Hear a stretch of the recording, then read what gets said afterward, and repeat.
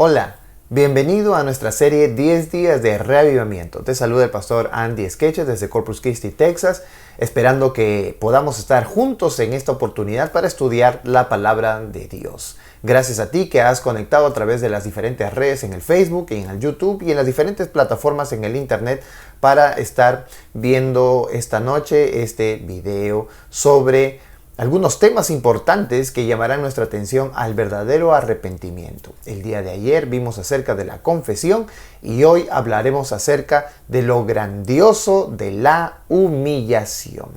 Estamos viendo algunas series indispensables porque en el primer video de esta serie se habló acerca de los pasos para ser bendecidos. Y estamos ya en el segundo paso. El primer paso era acerca de la confesión. El segundo paso, la humillación. Y eso es lo que veremos en esta oportunidad. Así que vamos a hablar un poco acerca de la humildad y de la humillación. ¿Qué cosa es humildad? Algunas personas han confundido qué cosa es humildad, qué cosa es humillación. Algunos han llegado a confundir estos conceptos poniendo en el mismo lugar a la humillación y a la pobreza. Es decir, cuando nosotros vemos a una persona pobre, pensamos que esta persona es muy humilde, de condición muy humilde. En realidad, los conceptos están equivocados, porque pobreza es una cosa y humildad es otra totalmente distinta. Por otro lado, también hemos pensado que ser humilde es ser una persona que puede ser capaz de someterse a la voluntad de cualquier jefe, lo cual tiene que ver un poco en relación. Sin embargo, no está completo. Es decir, cuando encontramos a una persona y le decimos que nos haga caso sin usar su razón, sin pensar, sin tener razonamiento, y nos obedece, decimos que esa persona es realmente humilde, lo cual es un concepto totalmente equivocado. Esta oportunidad vamos a estudiar acerca de la humildad. Y habíamos hablado el día de ayer que para ser sometidos a la voluntad de Dios y para poder confesar nuestros pecados a Dios es necesario tener una actitud que pueda contrarrestar a la soberbia y al orgullo. Esa actitud de la cual simplemente se habló el día de ayer es la humillación. La soberbia y el orgullo hace que uno no dé su brazo a torcer, hace que uno permanezca firme, tercamente en algo que es vano, en algo que no tiene un propósito definido. Porque vale la pena ser determinado también para muchas ocasiones. No está mal. Sin embargo, cuando somos determinados o ya tercos, insistentes en algo que no tiene un propósito definido, un propósito fijo o que es una vanidad de la vida, lamentablemente eso se vuelve en orgullo. Y ese orgullo es quebrantado por la humillación. Así que la clave para destrozar al orgullo es humillarnos. Bueno, la humillación es una actitud interna, mientras que la confesión es un acto externo. Así que para poder llegar a la confesión es necesario que uno pueda humillarse. Vamos a ver el siguiente párrafo que se encuentra en el libro El Camino a Cristo, en la página 38, y dice así. Y vamos a prestar mucha atención a lo que dice este párrafo. Los que no han humillado su alma delante de Dios, reconociendo su culpa. ¿Ah? Qué interesante, ¿verdad? Los que no humillaron su alma, los que todavía siguen en el orgullo y no han reconocido su culpa. Vamos a hablar de algunos pasos posteriormente. Reconociendo su culpa, no han cumplido todavía la primera condición de aceptación. Si no hemos experimentado ese arrepentimiento del cual nadie debe arrepentirse y no hemos confesado nuestros pecados con verdadera humillación del alma y quebrantamiento del espíritu, aborreciendo nuestra iniquidad, no hemos buscado verdaderamente el perdón de nuestros pecados.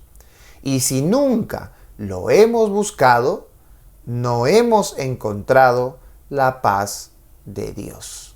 ¿Y qué cosa es la paz de Dios? Lo veremos en los siguientes días. Bueno, veamos parte por parte de este párrafo. Dice el párrafo que los que no se han humillado su alma delante de Dios. Así que aquí hay una cosa que entender acerca de lo que acabamos de leer. La humillación no viene delante de las personas. Delante de las personas hay otra actitud que lo vamos a ver el día de mañana. Pero la humillación verdadera viene cuando es relacionada con Dios. La humillación del alma delante de Dios viene a través de un acto interno llamado reconocimiento del pecado. Así que el primer paso dentro de la actitud de la humillación es reconocer que somos pecadores. En alguna oportunidad conocí a una persona que me decía que ella no tenía problemas con sus vecinos, con sus amigos, con sus enemigos. Ella insistía en que dentro de su casa permanecía tan segura que a la vez no le hacía daño a nadie. Y por esa razón, el hecho de no haberle hecho daño a nadie, ella decía que no tenía pecado y que no podía ella arrepentirse de algo que nunca había ocurrido. ¿Te parece interesante? Pues sí, hay muchas personas que desconocen totalmente qué es el pecado y por esa razón es que no reconocen que deben cambiar y que deben arrepentirse porque no reconocen que son pecadores. Tú y yo somos pecadores y quizás no hayamos hecho daño a alguien externo, pero con nuestra actitud indolente, con nuestra actitud de poca influencia, con nuestra actitud despreocupada, estamos haciendo daño a los demás. Nuestra influencia sobre los demás también cuenta. Si la Biblia habla de que nosotros debemos predicar el Evangelio y no lo hacemos, pues también estamos pecando. Cuando hablamos mal contra nuestro prójimo, estamos pecando. Cuando llegamos a un estado de ociosidad, estamos pecando. En realidad, muchas de las cosas que nos apartan de Dios es pecado. Y estas cosas las hacemos de manera voluntaria o ignorantemente. Sin embargo, el texto habla de que nosotros debemos llegar a reconocer nuestra culpa. Y la única manera de llegar a reconocer nuestra culpa o nuestros pecados es a través del siguiente paso. Es decir, ser impresionados por la palabra de Dios. Cuando la palabra de Dios se presenta a nosotros, encontramos que realmente somos culpables, que realmente el pecado existe. Y ahora, no son por los pecados que cometemos, sino por el pecado que abunda en nuestro mundo o quizás en nuestro propio barrio.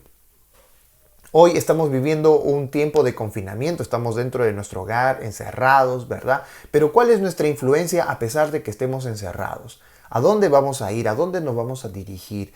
¿Estamos utilizando este tiempo sabiamente para reconocer quiénes somos, qué hacemos, qué estamos haciendo? ¿Qué pasa en nuestro corazón y qué pasa en nuestra vida? ¿O simplemente estamos dejando pasar el tiempo esperando un futuro que quizás no sea como el que nosotros pensamos?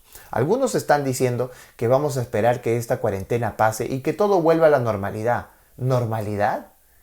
Después de estos días la vida será muy diferente. Sin embargo, recuerda que la diferencia la haces tú. ¿Qué conductas has arreglado ahora? ¿Qué conductas has podido cambiar en tu vida? Pero ¿cómo uno puede conocer qué cambiar? A través de la palabra de Dios. Es necesario que nosotros estudiemos la Biblia siempre, que estudiemos la Biblia todos los días, que podamos estar involucrados en el estudio de la palabra. Y ella nos va a decir en qué estamos pecando. Entonces, al reconocer nuestros pecados, es posible llegar a la humillación. El párrafo sigue diciendo que si nosotros no hemos experimentado ese arrepentimiento, que mañana vamos a darnos cuenta el concepto general de arrepentimiento, si no hemos experimentado ese arrepentimiento del cual nadie debe arrepentirse, y no hemos confesado nuestros pecados, como lo vimos ayer, con verdadera humillación del alma, con verdadera, porque existe también, así como una verdadera humillación, una falsa humillación, ¿verdad? Es decir, bueno, ya le voy a decir para que no fastidie, ya, ¿sabes qué? Discúlpame. Esa no es una humillación correcta, porque no hemos reconocido nuestros pecados, no hemos llegado al entendimiento de que hemos hecho mal, simplemente para evitar problemas. Y si no ha habido un quebrantamiento del espíritu, aborreciendo nuestra iniquidad. Así que aquí está el tercer y cuarto paso. Tercer paso, debe haber un quebrantamiento de espíritu. Es decir, que debe llegar hasta dentro de nuestro corazón saber que lo que hacemos o lo que hicimos estuvo totalmente mal. Que realmente eso no va de acuerdo con la voluntad de Dios. Que eso no está conforme a la voluntad de Dios. Entonces, cuando sentimos que hemos herido a Dios públicamente, entonces no es que el pecado tenga que ser público para hacerlo. También puede ser privado porque públicamente Dios lo ve todo. Así que lo que hemos hecho no duele en nuestro corazón, todavía no hay las posibilidades de llegar a la confesión y al arrepentimiento. Ni siquiera la humillación. La humillación es importante para la vida, a fin de que nosotros vaciemos todas las cosas. Y ahora vamos a eso. Así que debe haber quebrantamiento de espíritu. Y número 4, debe haber aborrecimiento del pecado, no de nuestros pecados. De el pecado debe haber aborrecimiento. Es decir, que no nos gustaría otra vez volver a hacer ese pecado. No nos gustaría cometer ese pecado nuevamente. Entonces, el párrafo nos ha hablado de 4 cosas. 1, de reconocer que somos pecadores. 2, de ser impresionados por el estudio de la Biblia y la oración. 3, tener quebrantamiento de espíritu. 4, aborrecer el pecado y no solo nuestros pecados. Entonces, cuando uno desecha todo su pecado, cuando ya no quiere pecar, ¿qué queda? ¿Qué queda en el alma? ¿Qué queda? Bueno, ahí viene el concepto de lo que verdaderamente es humillación. La humillación es el acto de vivir dependiendo únicamente de Dios y desechar todo lo demás que se interpone. Es decir, humillación tiene que ver con eliminar, ¿verdad? Ayer hablamos acerca un poco de eso en la confesión. Eliminar todo lo que hay en mí, quitar todo ese peso, ese dolor, de toda esa angustia. Tengo que rendirme, pero únicamente a Dios, porque Él es el único que puede quitarlo, Él es el único que puede llevarlo. Rendirme a Dios y desechar todo lo que se interpone. Ahora, hay un ejemplo bíblico que nos ayuda a entender eso. Filipenses capítulo 2, versos 5 al 8.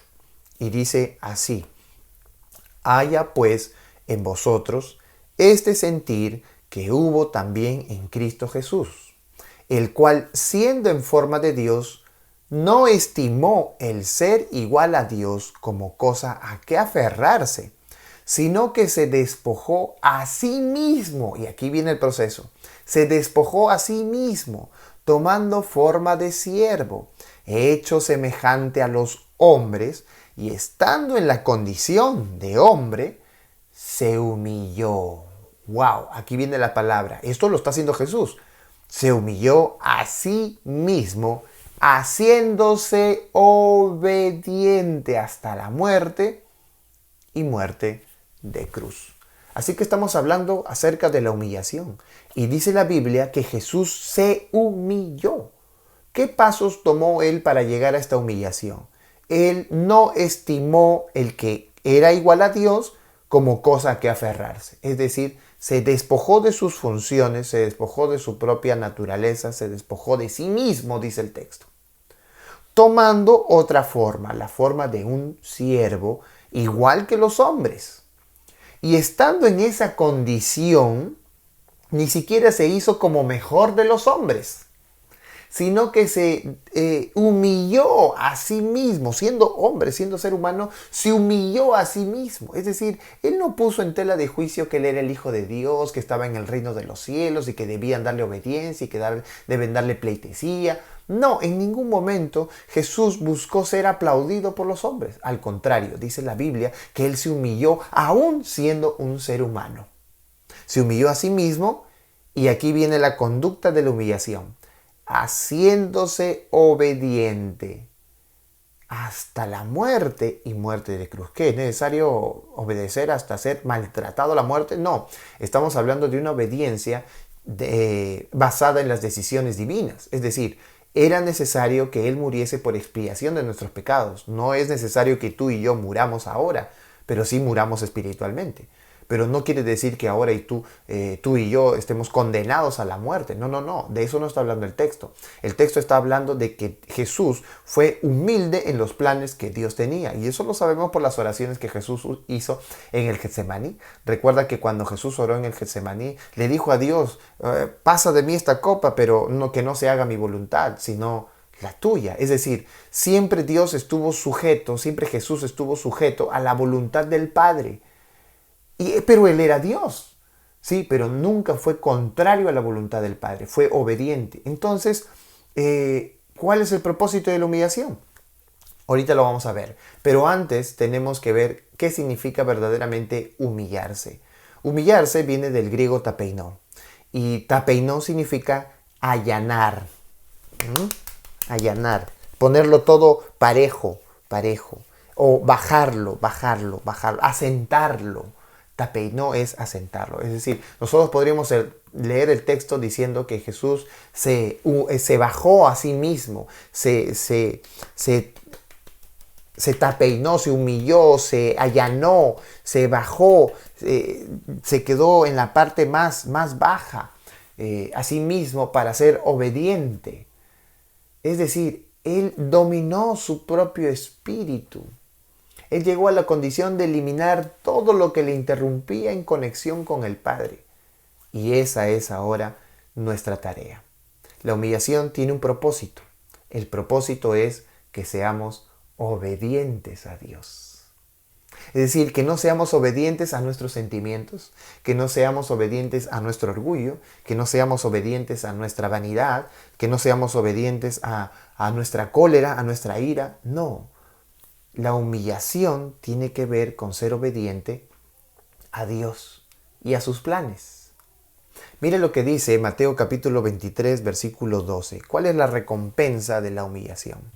Dice así Jesús: porque el que se enaltece será humillado, y el que se humilla será enaltecido.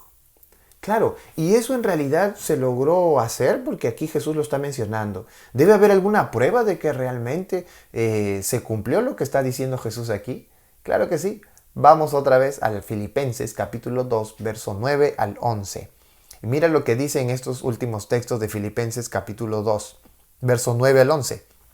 Por lo cual Dios también le exaltó hasta lo sumo y le dio un nombre que es sobre todo nombre, para que en el nombre de Jesús se doble toda rodilla de los que están en los cielos y en la tierra y debajo de la tierra, y toda lengua confiese que Jesucristo es el Señor, para gloria de Dios Padre. ¡Wow! ¡Qué texto maravilloso! Entonces, ¿fue real que después de la humillación viene el enaltecimiento? Claro que sí. ¿Y quién lo enalteció a Jesús? Dios lo enalteció hasta lo sumo. Lo enalteció hasta lo más grande. ¿Qué? ¿Había algo más grande que Jesús pudiera tener? Es que Jesús, cuando vino a este mundo, tomó la forma del ser humano, e hizo que la naturaleza del ser humano llegue hasta lo sumo.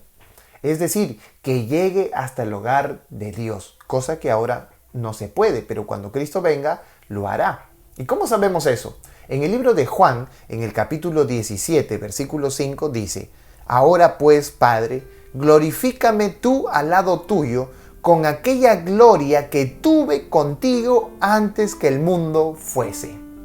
¡Qué tremenda promesa de Dios! Si Cristo logró por la humillación estar con el Padre, pues tú y yo, si nos humillamos, si eliminamos nuestra falta, nuestro pecado, aborrecemos el mal, no queremos pecar nunca más, no queremos tomar el mal para usarlo a nuestra propia voluntad y vivir así pecaminosamente. Si realmente queremos hacer eso, si nos humillamos delante de Dios y eliminamos todo eso, nos quedamos completamente vacíos para que el Espíritu de Dios pueda morar en nuestro corazón. Y entonces poder ser bendecido de Dios. Si tú realmente estás de acuerdo con esto, y si realmente necesitas hacer eso en tu vida, necesitas tomar una decisión importante para humillar tu corazón, para humillar tu vida, pero no delante de los hombres, sino para humillar tu vida delante de Dios. Que Dios te bendiga grandemente y que ahora la decisión que tú vas a tomar sea una decisión trascendental para ti y para tu familia.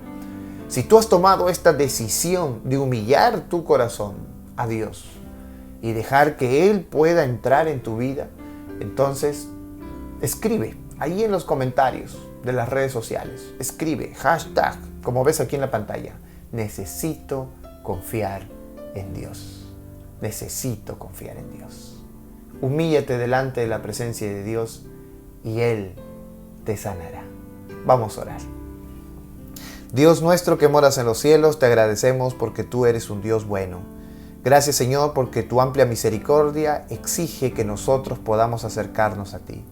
Te pedimos en esta oportunidad especial que tú, Señor, puedas dirigir nuestros pasos y puedas ayudarnos, Señor, a que eliminemos de nuestro corazón y nuestra vida el pecado que abunda. Nuestra mente se dirige a cosas malas, nuestro corazón palpita cosas malas. Pero hoy, Señor, queremos dominar nuestra propia vida y eliminar todo sentimiento, todo capricho, toda actitud que hay en nuestro corazón y entregarla, Señor, en tus manos. Vacía, Señor, nuestro corazón de aquellas cosas pecaminosas, pero llena nuestra vida solo y únicamente de tu presencia. Te pedimos, Señor, que puedas ayudarnos en este desafío personal, porque te lo pedimos en el nombre de tu Hijo amado Jesús. Amén.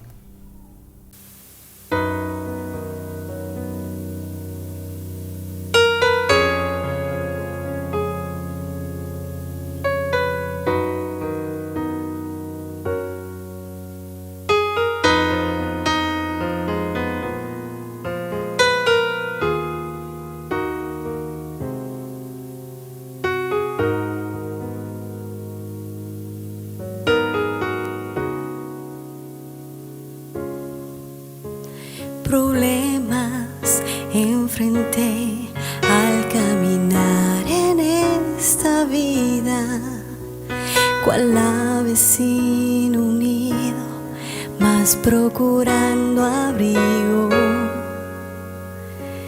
Clamé en alta voz y nadie pudo oír. Entonces pregunté ¿por qué? Muy duro fue entender que toda prueba en esta vida viene de todo mal que en este mundo habita. Y aquel que aquí perdió, quizás solo ganó. Se esclarecerá, por fin los ojos se abrirán y todo se entenderá.